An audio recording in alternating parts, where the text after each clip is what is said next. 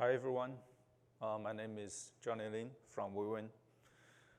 Thanks for coming to this session.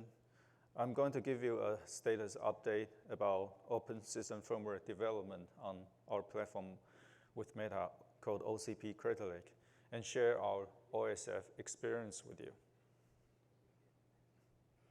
So here's the agenda. First, a quick introduction to our OSF architecture called coreboot LinuxBoot. And then a quick introduction to our OCP Crater Lake. And then I want to share our development process with Intel FSP integration, coreboot development process, and the LinuxBoot uroot inherent FS development process. And then the current overall status, and then the observed benefits from ODM's perspective, and finally, call to action. OSF on OCP Crater Lake. OCP Crater Lake is a single socket using the 4th generation Intel Xeon SP CPU, codenamed Sapphire Rapids.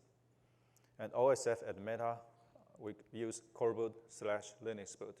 So from the figure below, coreboot and Intel FSP handle the core silicon initialization. And after that, it jumps to a Linux environment. We call it Linux payload. It's just a standard Linux kernel with an inherent FS. The inherent FS user space we use is called uroot. Uroot stands for Universal Root File System. It's a project initiated by Google, and it's written in Go. And finally, it boots up the target OS through KZAC. The target OS can be booted either over network or from local storage. Development process with Intel FSP. So simply speaking, Intel FSP is a binary blob that encapsulates most of the Intel Silicon IP blocks inside this binary. And Intel FSP is released as a part of each Intel best known configuration BKC release. Intel FSP provides an input interface called UPD as FSP knobs for feature configuration. So with this UPD interface, we can input some feature configuration through this interface into FSP for things like serial log enable, disable, certain RAS features, fast boot enable or disable, PCIe I/O report configurations, etc. Coreboot can dynamically configure UPD via VPD flash region. So we have a flash region called VPD. It stores key value pairs as firmware configuration on a SPI flash. So we can configure UPD through VPD flash region into FSP. And VPD can be configured both at build time and OS runtime. We document our VPD firmware variables in this vpd.h header file. So FSP, after its processing results, after initialize Intel Silicon CPU, it will generate its processing result into HOB data. So from this figure below, coreboot can configure UPD either directly or through VPD flash region into FSP. And FSP has done its job. It would output its processing result into HOB's data for coreboot to consume. Development with coreboot/LinuxBoot. So coreboot and LinuxBoot inherent FS, they are the two red squares on the right figure. Most of our development works focus on coreboot and LinuxBoot development. Coreboot will upload our coreboot changes to this URL, review.coreboot.org, and most of the platform-dependent development goes to coreboot. Delta Lake, which is the previous generation, was developed with upstream first approach. Here, upstream first means we upload our changes to coreboot.org directly to this public repository during our development. Upstream first in our experience, is a better approach because it can integrate with the upstream coreboot tip more easily. And it's better for upstreaming our works to the public repo easily. But for Crater Lake, it has been developed with a private repository, but we will upstream later after Sapphire Rapids product launch. From our experience, about more than 85% of ODM's work goes to coreboot because most of our ODM's works are hardware platform related. For ODMs, each mainboard, you can put your mainboard related development code under mainboard directory in coreboot. For example, mainboard OCP Crater Lake. The LinuxBoot part, most of our work focus on the INI-FS Euro development. We can create our public pull request to this GitHub repo. More generic features that are less platform dependent go here to the Euroot. And we have completed most of our generic features in INI-FS Euroot in our previous generations. So much less work are needed for Euroot. It can be upstream first, since it doesn't contain much of the silicon IP. And for our case, very little Linux kernel development work is needed. So OCP Crater Lake status, we collaborate with Meta, Intel, 9element, Cispro Consulting, Quanta, and ByteDance. So this is a team effort. The overall firmware status is on par with our traditional firmware approach in terms of schedules, validation scope, feature sets, stability, performance, and power. Our tests, including tools for firmware validation tools like Intel Self-Test, ChipSec, and Firmware Test Suite. So from this figure, our firmware validation status can pass at least over 93% of our test items. New features comparing to OSF Delta Lake. So the previous generation OCP Delta Lake, we have developed our OSF coreboot LinuxBoot stack on Delta Lake, and here's the link to the supported features. This time, we enabled other features for Crater Lake. For example, we enabled ME HECI1 interface, so we can have ME interface communication, and PCH external clock generation configuration through PCH SM bus, CXL Type 3 and Type 2 support. CXL is the new technology that attracts a lot of attention. We also added a VPD knob for people can configure CXL memory as specific purpose memory or system memory. We enable PCIe hot block, and we enable thermal detection for memory DIMM and processors. For SM BIOS, we added Type 43 TPM device and Type 17 for empty DIMM slots, and more OEM strings are added. So overall, generally speaking, our SM BIOS spec is close to spec version 3.5. It's getting there. And we also do some coreboot code refactoring. It's a source coding principle for coreboot that we want to limit code duplication and have better code reuse. For example, on the SoC Intel Xeon SP, under this one common directory, you can support different Xeon platforms, including Skylake, Cooper Lake, and now Sapphire Rapids. And under drivers OCP, we added a VPD utility library for OEM usages, so it's easier for OEM to get the VPD values with provided range check. And also, we can generate some common OEM SM BIOS tables. We also improve vpdbootmanager command line utility. It's a usual shell command line utility written in Go. It goes into other two binaries, but it can for easier VPD management, I'll give a quick introduction next. And more RAS features are supported. So RAS status update. For RAS features that rely on SMM environment, we work on the coreboot native SMM framework to extend for our RAS support, including boot time configuration and runtime error handling. It's maintained under a private repository under Intel NDA. So unfortunately, those parts cannot be open source, but if you obtain Intel NDA, I think it can be shared with you. The RAS features cover CPU, memory, PCIe AER, APEI.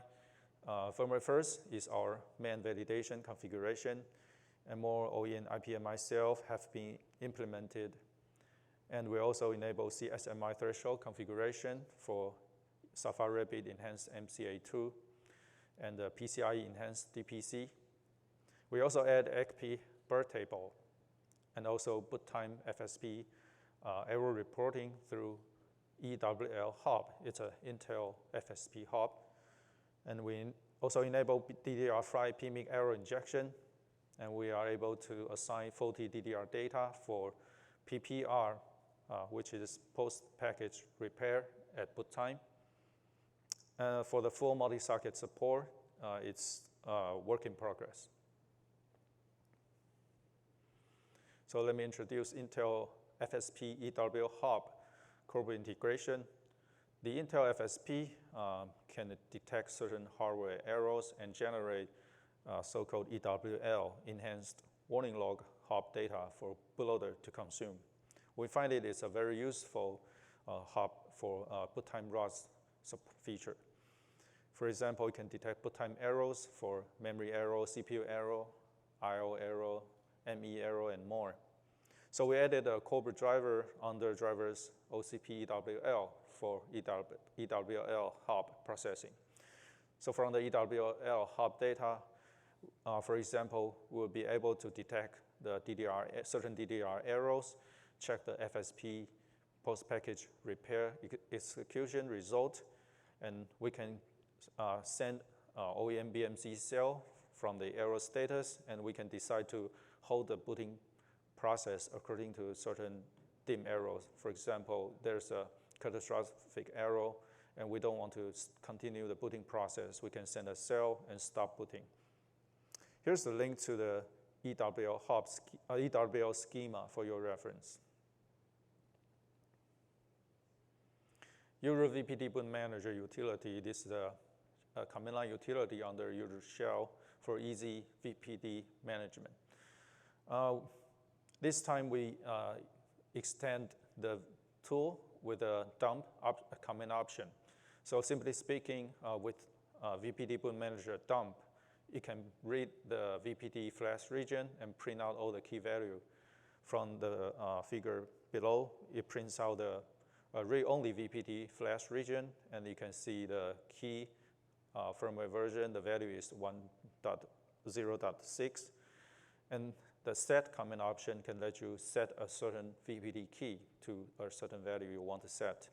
So here we set the VPD key FSP log enable to value 1. So it's pretty straightforward to use, and it works the same way under your firmware shell and your OS shell. Upstream Progress. So for coreboot Sapphire Rapids, it's still work in progress, and we will publish our coreboot work after around Sapphire Rapids product launch. OSF Builder is a tool that can help you bootstrap your build environment and build everything from scratch, including coreboot, uroot, everything. So with a single build command, you can build everything from scratch. And here's the GitHub repo to OSF Builder. We have already published OCP Delta Lake to the OCP OSF GitHub. So you can go to the website, and from the uploaded Delta Lake work, it will make use of this OSF Builder to build everything from scratch. Pretty straightforward. For OCP Crater Lake, still work in progress, and this time we plan to also upstream Intel Ultra City CRB. It's the Intel CRB for Sapphire Rapids. So people will be able to use OSF Builder to work on coreboot LinuxBoot stack on Sapphire Rapids CRB. So finally, observe benefits from ODM's perspective. The first one, personally, I think is the most important one, open source community engagement. So with public code review, we'll be able to have better code quality, security, and we can help each other on design and on debugging. This really can enable open collaboration. And LinuxBoot enables faster and easier debugging process for Linux kernel-related issues. For example, from early on during our development, we had certain Linux kernel driver issues like IPMI driver integration.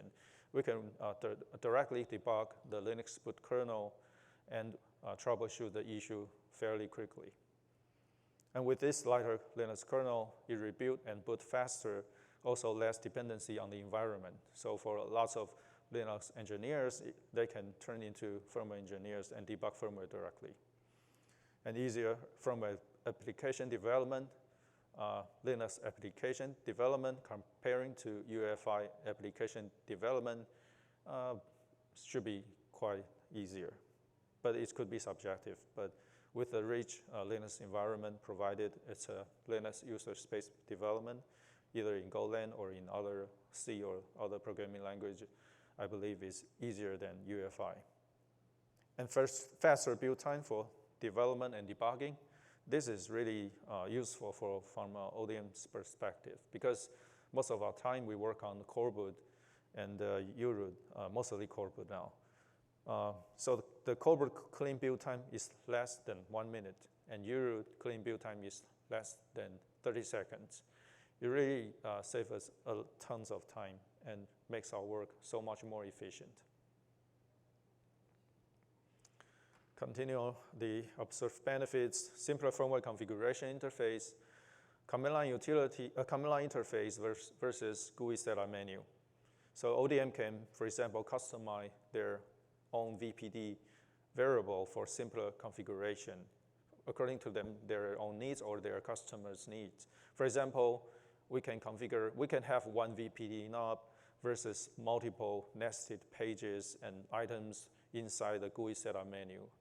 I believe everyone has the experience that stepping through all the setup menu items, page after page, items after items. So it could be so much simpler with command line VPD interface. And the same configuration method work the same, both for firmware shell and OS shell. And you don't have to boot into a BIOS setup menu. And common code base between ODMs and vendors. With this common code base, it's easier for issue clarification. So with a common code base, we don't need to spend time clarifying which vendors or which ODM introduce certain issues, or this issue comes from the CPU vendor. It's really main benefits from the OSF that OSF can provide. And one code base can support many different SoCs and mainboards.